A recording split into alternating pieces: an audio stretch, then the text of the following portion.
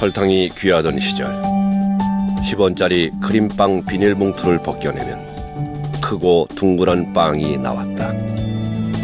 푹신한 감촉과 특히 입안에서 살살 녹는 하얀 크림의 그 맛.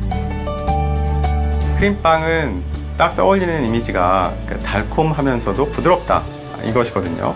근데 그 당시에 그런 맛을 제공할 수 있는 간식거리가 없었던 거죠. 그래서 이게 어찌 보면은 잠재되어 있는 소비자들의 수요를 잘 파악하고 그것을 잘 이끌어내서 시장을 새로 만들었다고 생각하시면 될 것 같아요.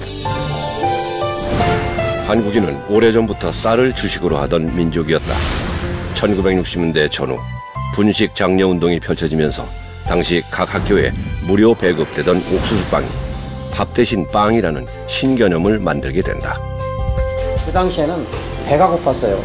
이제 그 배고픈 거를 해결하기 위해서 먹는 빵이니까 그때 그 고객들은 빵이 뭐 맛이 있느니 없느니 뭐 그런 얘기를 하지 않았어요. 빵이라고 부풀어 넣으면 다 팔릴 거예요. 길을 걷다 문득 겨울이 왔음을 느낄 때 어김없이 먹게 되는 빵. 호호 불어먹는 겨울철 대표 간식 호빵. 호빵은 뭐 겨울철 하면 지금 대표적인 상징, 빵 하면 호빵 아니겠습니까? 예, 지금도 뭐 저도 아이들 있지만은 겨울 되면 늘 호빵 이렇게 몇 개씩은 사다 주거든요. 그리고 그 이렇게 딱 열었을 때 단팥빵, 뭐 야채 호빵, 뭐 종류도 요즘 막 다양해졌잖아요. 1945년 동네 빵집 상미당에서 빵의 본고장 프랑스까지 진출. 국내 제빵업계 1위 SPC 그룹의 오늘이 있기까지. 빵의 대중화 시대를 연 삼립식품 허창성 회장.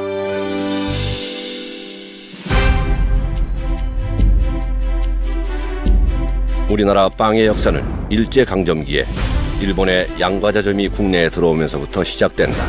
단팥빵, 크림빵, 소보로빵이 이때 들어왔다. 당시 젊은 청년들은 일본인이 운영하던 빵집에서 기술을 배웠다. 이때 14살 어린 허창성도 황해도의 작은 동네 빵집에서 일하며 제빵 기술을 익히게 된다. 그 당시에 고 허창성 회장 그 가족 형편이 대부분의 사람들과 마찬가지로 별로 좋지도 않았던 것 같아요. 그래서 그분이 공부를 꽤 잘했던 학생이었는데 보통학교 졸업하고 나서 이제 부모님께서 학비를 대줄 수 없다라는 말씀을 하셔서 아무래도 좀 아쉬움을 달래면서 아는 사람의 도움으로 제과점에 취업을 합니다.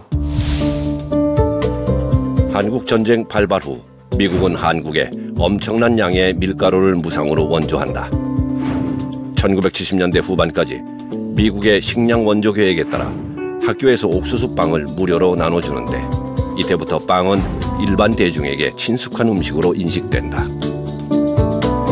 국민들의 경제적 수준이 나아지지가 않았어요. 그래서 식사는 보통 이제 아침, 저녁 정도 먹으면은 좀 잘 먹는 집, 그리고 점심은 뭐 말이 점심이지 뭐 가볍게 뭐 이렇게 요기하는 수준에 불과했거든요. 더군다나 이제 그 1월, 2월 되면은 또 춘군기가 돼서 그 이렇게 소나무 껍질도 벗겨 먹고 뭐 전 국민들이 사실 많이 그 배를 골았죠.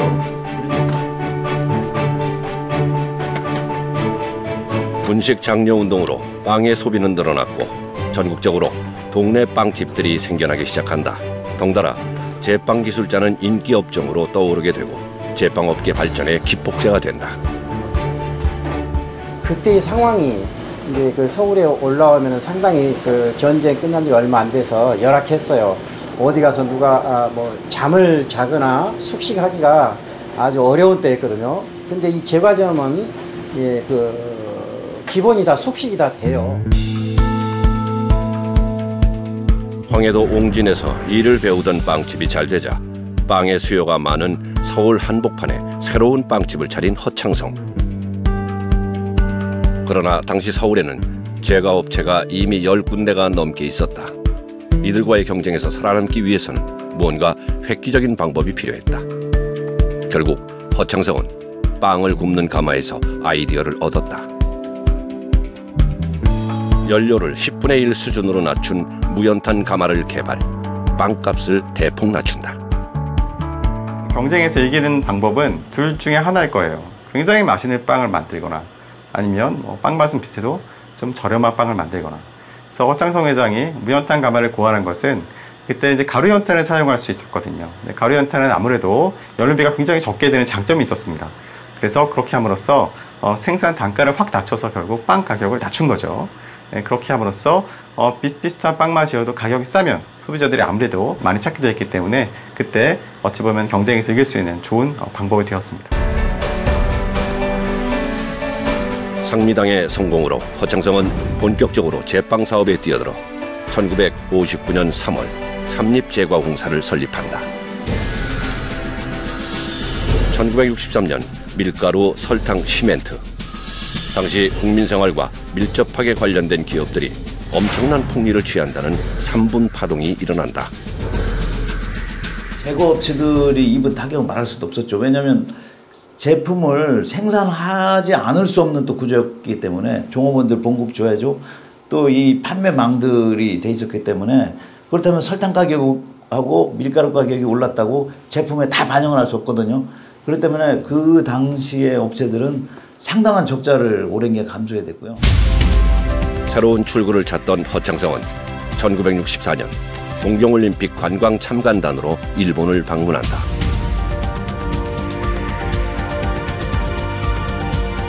일본의 제빵 산업을 둘러보던 허창성은 체계적이고 기계화된 시설에 큰 충격을 받는다. 그리고는 선진화된 제빵 기술을 도입하기로 결심한다. 동경올림픽 때 일본을 가셔가지고 시장을 둘러보신 거지. 그래서 우리도 이런 걸 해야 되겠다는 그런 걸 아마 느끼신 거 아닌가 이렇게 판단돼요. 그래서 이제 그 빵을 좀 많이 하는 사람을 초청해서 좀 개발도 하고 또 그 사람을 직접 일도 하게 지금 하시고 그랬죠. 빵 맛을 좋게 하는 기술에 매료된 허창성. 귀국 후 국내 최초로 식빵 제조 자동화에 성공. 같은 빵을 대량으로 찍어내는 공장 빵 시대를 연다. 그 당시는 뭐 우리가 생각하는 이른바 제과점 그 하나 만들어서 거기서 빵을 파는 이렇게 단일 생산 체제였거든요. 근데 이제 허창성 회장 같은 경우는 그것을 여기서만 팔지 말고 내가 지금 여기서 만드는 빵을 예를 들면 광주에 있는 사람이 부산에 있는 사람이 똑같은 품질의 빵을 먹게 할 수는 없을까? 이런 생각을 한 거죠. 다른 사람들과 다르게. 그것이 이른바 이제 공장 빵 시대를 열은 건데. 고작해야 동네 제과점 정도가 다였던 당시 빵 시장에 공장 빵 시대를 열고 새로운 맛을 찾던 허창성.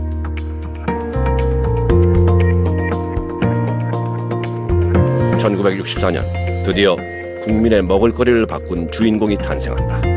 국내 제빵 역사에 한 획을 그은 크림빵이 그 주인공이다.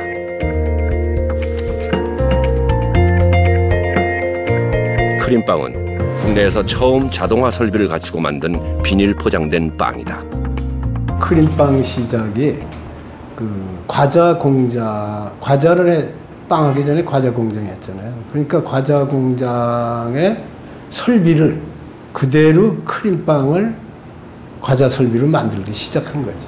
그러니까 거기에 이제 설비가 다른 것은 과자는 그냥 굽는 거고 크림빵은 발효시켜야 되잖아요. 그러니까 발효실만 만들어서 그 가다로 그 설비로 찍어가지고 그냥 시작한 거죠.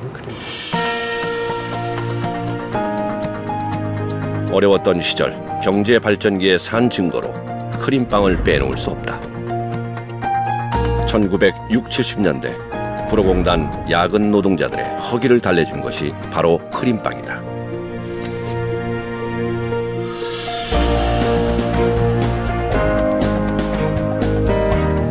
그리고 외화벌이를 위해 이영만리 타국으로 떠난 파독 광부와 간호사들이 모국의 향수를 느꼈던 음식 역시 크림빵이었다. 식사가 이제 처음에 빵으로 바꿔 먹어야 되기 때문에 그 조금 뭐 한 3, 4개월 힘들고 그다음에 이제 그 다 적응했더니 그게 주식이 이제 빵하고 감자, 뭐 야채, 우유 그런 거니까 한국 사람 입을 통해서 삼립빵이 들었다는 소리를 들었어요. 거기에 있으면 우리 한국 것은 다 최고죠. 라면도 그렇고 빵도 그렇고 우리 한국 물품은 마음대로 구입할 수가 없으니까 어디 그런 게 물건 살 수만 있으면 살려고 했었고. 가족과 떨어져 고국을 그리며 먹었던 크림빵은 말 그대로 눈물 젖은 빵이었다. 당시 타국에서 맛본 크림빵은 음식 그 이상의 의미를 가졌다. 참 그 음식 또 고향 생각 진짜 많이 난다고요. 그 이제 독일빵이 많이 나왔잖아요. 그 당시에 많이 나왔는데 그걸 먹어보면은 그래도 고향 빵이 훨씬 맛이 있죠. 1960년대 후반에 접어들자 영원할 것 같던 크림빵의 인기도 점점 시들어졌다. 삼립의 재기를 위해선 기발한 신제품 출시가 시급했다. 1969년 새로운 빵 개발을 위해 일본으로 떠난 허창성은 팥을 넣은 만주를 접하게 되고 이를 신제품에 활용하기로 한다. 지금 아마 그 만주 단팥빵은 무슨 빵이지? 지금 사람들은 모르지 아마.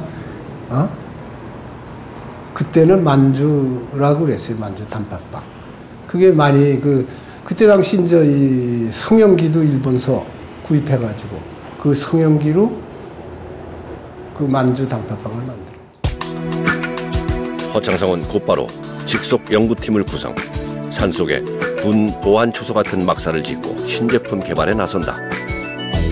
대량 생산된 찐빵을 소비자들에게 따뜻하게 덮여 팔 수 있는 독자적인 기술을 개발하고자 했던 허창성. 끊임없이 빵의 발효와 숙성을 연구하고 또 연구한 결과 1970년 12월 빵 개발에 성공한다. 뜨거워서 호호, 웃으며 함께 먹는다라는 뜻의 호빵. 저는 이제 허창성 회장이 정말 그 장인 중에 장인이었다. 네. 이 자기가 이 만드는 분야에 대해서 정말 연구를 많이 하신 분이라는 평가를 하고 싶습니다. 왜냐하면 당시에 이 찐빵들은 전국에서 이제 그 각 간의 수공업 형태로 각 빵집마다 그 자기들 나름대로 독특한 찐빵들을 만들어내고 있었거든요. 근데 이것을 대량화해야겠다 생각을 했던 자체가 정말 그 대단한 발상이었다. 삼립의 야심작인 호빵의 출시 시점을 두고 사내에서 회의가 열렸다. 따끈한 호빵의 이미지에 맞게 이듬해 겨울에 출시하자는 의견이 우세했다. 기다림 끝에 개발 10개월 만인 1971년 10월 드디어 호빵이 출시됐다. 그러니까 찐빵은 뜨거운 거 아니에요? 따끈따끈한 걸 먹는 거 아니에요? 그러니까 여름에 뜨거운 거가 조금 겨울하고 좀 차이가 있겠죠? 그러니까 가을 되면서 시작해서 겨울에 제일 많이 나가고 11월, 12월, 1월 달에 제일 많이 나와요. 그러니까 이제 겨울철로 뭐 선호하는 빵으로 이렇게 이제 회사에서 정책적으로 밀고 나간 거죠. 제빵업계의 비수기로 여겨지던 겨울, 기존 시장에 없던 호빵의 등장은 큰 반향을 일으켰다. 호빵의 성공으로 삼립은 제빵업계 1위를 지켜낼 수 있었다.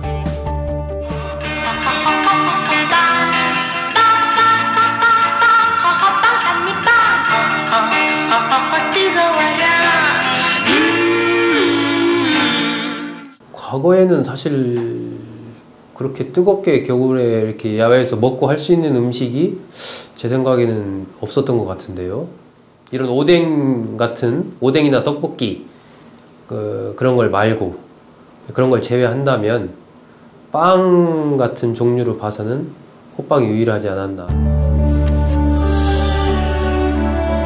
호빵의 역사는 호빵 광고의 역사라 해도 과언이 아니다. 특히 가수 김도양이 부른 CM송은 지금까지도 광고계에서 명 CM송으로 회자될 정도다. 찬바람이 싸늘하게 두 뺨을 스치면 따스하던 삼립옷방 몹시도 그리웠고 벌써 이렇게 서늘한 길거리 이렇게 라디오에서 이렇게 크게 들리잖아요. 그런 건 아주 청승맞게 어울려요. 그래서 사람들, 저도 마음이 움직이니까 사람들도 대충 다 저하고 비슷하다고 생각하죠. 야, 다들 먹고 싶어 하겠구나. 삼립호빵의 인기가 치솟자 롯데제과가 인수한 기린식품과 서울식품에서 잇따라 유사 제품을 출시하게 된다. 삼립은 호빵 전용 찜통을 제작한다. 찜통은 수분이 쉽게 날아가지 못하도록 무늬 없는 원통형 모양으로 제작됐다. 이 찜통을 전국 판매점에 배포하면서 호빵의 원조는 삼립호빵이라는 인식과 함께 한층 강화된 맛으로 위기를 벗어나게 된다. 어떻게 하면 이 빵이 이 수분이 이렇게 촉촉한 상태로 유지가 될 수 있을까? 그렇게 해서 이제 많은 연구 끝에 결국은 이 지금처럼 원통형의 밑에서 불을 떼고 수분이 증발이 되면서 덮이는 체제, 그리고 밖에서 빵을 볼 수 있게 둥근 원형의 그런 이제 독특한 찐빵 틀이 개발이 됩니다. 국민 소득이 높아지면서 소비자들은 공장빵보다 맛있는 고급빵을 찾기 시작한다. 고급화 전략으로 서울 명동에 문을 연 샤니의 집 제과점. 케이크 만드는 과정을 직접 볼 수 있는가 하면 당시로서는 보기 드문 셀프 서비스 방식을 도입한다. 이제 공장빵이 이제 많이 히트를 치다가, 공장빵이라는 것은 사실은 무엇이냐면 대량 생산된 빵이거든요. 빵 맛이 다 같다는 얘기죠. 그 다음에 다양한 빵 맛을 내기 위해서는 생산 섭외를 새롭게 다시 만들어야 되는데 사실 그렇게 쉽지는 않은 내용일 거예요. 그러니까 사람들이 어느 순간 똑같은 빵 맛에 대해서는 질리기 시작하게 된 것입니다. 기존의 획일화된 공장빵 맛에 소비자들이 식상함을 느끼기 시작하면서 개성 있는 제빵 기술을 가진 개인 빵집의 고급 빵들이 다시 인기를 얻기 시작한다. 삼립에 또 한 번의 위기가 찾아온 것이다. 좀 경제적으로 여유를 조금 찾기 시작할 때거든요. 그에 따라서 우리나라에도 이제 이른바 좀 부유층들이 생겨나고 외국 유학파들이 많이 생겨나고 이러면서 이 빵을 보는 시각이 과거처럼 이제 막 이렇게 공장에서 대량으로 찍어내는 이런 빵의 시대를 넘어서서 뭔가 이제 조금 취향에 맞는, 그리고 좀 서구적인 이런 빵들이 이제 요구되는 그런 시대였던 거죠. 특별한 날에만 먹는 케이크를 대중화한다는 생각으로 만든 보름달. 달콤하고 부드러운 카스테라 맛에 대중은 다시 열광했고 보름달은 제빵 시장의 판도를 바꿨다.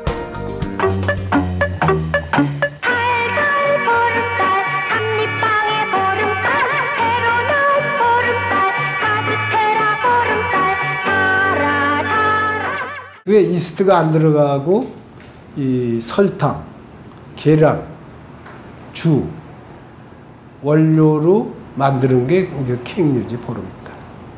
빵류는 뭐 설탕, 계란이 들어가지만 양이 좀 작고. 삼립이 승승장구하던 1992년 허창성은 돌연 은퇴를 선언한다.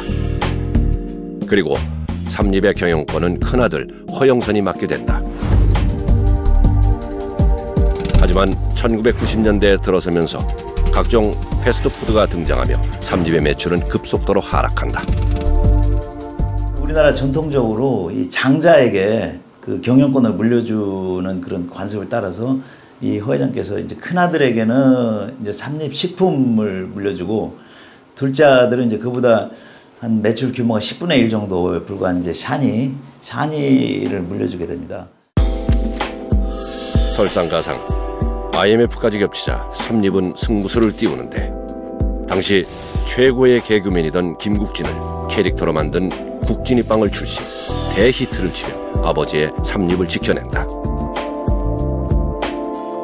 뭐 일단 초등학생들한테 선풍적인 인기를 끌었는데, 그래서 어떤 말이 돌았었냐면 초등학생들이 하루에 한 개씩 국진이 빵을 먹는다. 그리고 또 국진이 빵에는 이제 스티커 비슷한 그런 딱지 같은 그런 것들이 들어가 있었어요. 근데 그게 다 여러 가지 모양이 있었거든요. 그것들을 모아서 그걸 가지고 뭐 딱지 놀이를 한다, 이런 얘기가 들릴 정도로 굉장히 많은 그 판매들이 있었습니다. 그러나 1990년대 중반 사업 다각화를 꾀하던 허영선이 리조트 사업을 무리하게 추진하면서 직격탄을 맞게 된다. 허영선 그 큰아들이 업종을 다각화해요. 그러니까 허창성 회장이 이루었던 어떤 빵, 식품 그 안에서 이렇게 다각화를 모색하는 게 아니고 업종 자체를 다각화합니다. 바꿉니다. 그래서 뭐 유선방송 사업에도 진출하고 음료 사업도 진출하고 리조트 사업 이런 것도 이제 막 진출하거든요. 파고 속에서 이 지금 이 다각화된 이른바 문어발식 경영이 버텨내지를 못한 거예요. 창립 이래 최악의 사태였다.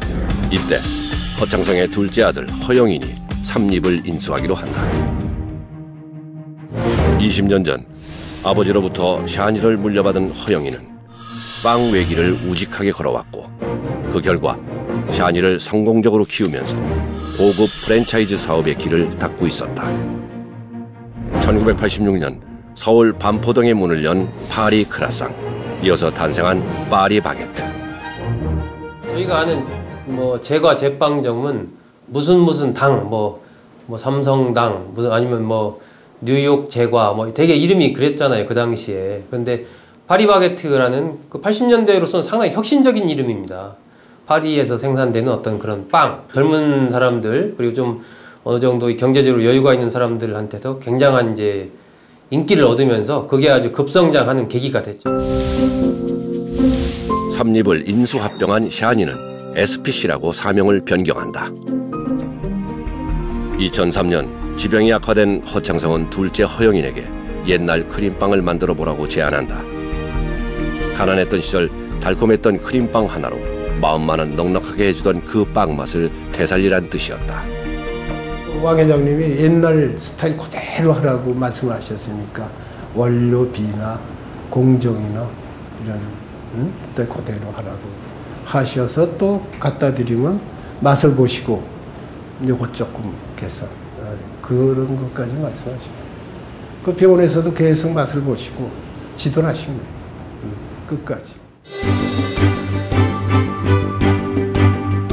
2005년 재출시된 크림빵은 복고 열풍과 맞물려 소비자의 향수를 자극하는 데 성공. 하루 10만 개의 판매고를 올리며 명실상부 국민빵으로 자리매김한다. 그 크림빵이 이제 처음 만들어진 게 1964년이거든요. 그때부터 2012년까지 통계치를 보면은 그때까지 팔린 크림빵의 개수가 16억 개. 아주 그러니까 빵으로서는 정말 빅히트를 기록한 거죠.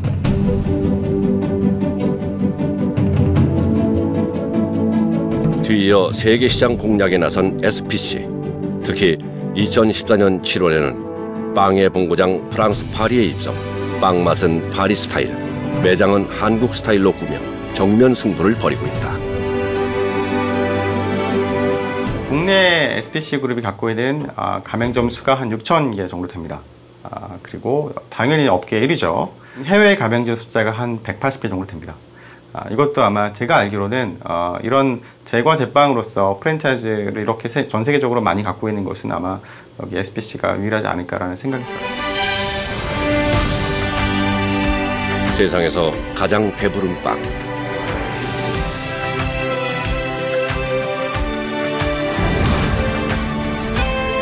세상에서 가장 맛있는 빵을 먹이고 싶은 마음.